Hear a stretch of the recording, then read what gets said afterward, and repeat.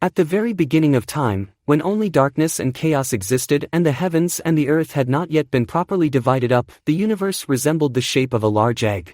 And at the center of this egg, the first living creature one day came into being.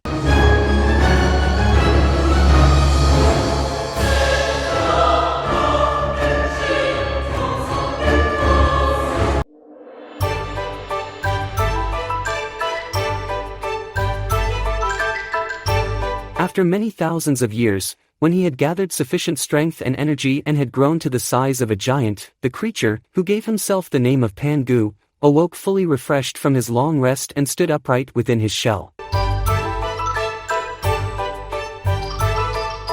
He began to yawn very loudly and to stretch his enormous limbs, and as he did so, the walls of the egg were cracked open and separated into two even portions. The lighter, more fragile part of the egg floated delicately upwards to form the white silken sheet of the sky, while the heavier, more substantial part dropped downwards to form the Earth's crusty surface.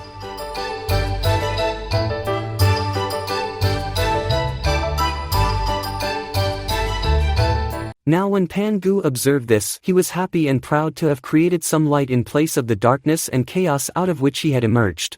But at the same time, he began to fear that the skies and the earth might fuse once more, and he stood and scratched his huge head, pondering a solution to the problem. And after he had thought things through for quite a while, he decided that the only way to keep the two elements at a safe distance from each other was to place his own great bulk between them.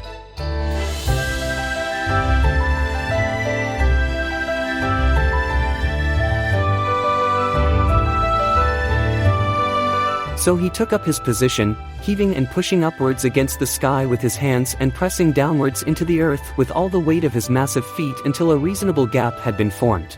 And when this distance between them had been established, the sky grew firm and solid and the earth became securely fixed far beneath it. Pangu then looked around him and seeing that there was no longer any danger of darkness returning to the universe, he felt at last that he could lay down and rest, for his bones ached and he had grown old and frail over the years.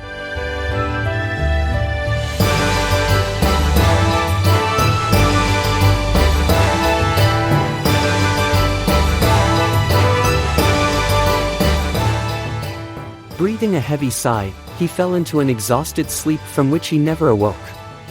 But as he lay dying, the various parts of his vast body were miraculously transformed to create the world as we mortals know it today. Pangu's head became the mountain ranges, his blood became the rivers and streams, the hairs on his head were changed into colorful and fragrant blossoms and his flesh was restored to become the trees and soil. His left eye was transformed into the sun and his right eye became the moon. His breath was revived in the winds and the clouds and his voice resounded anew as thunder and lightning. Even his sweat and tears were put to good use and were transformed into delicate droplets of rain and sweet-smelling morning dew.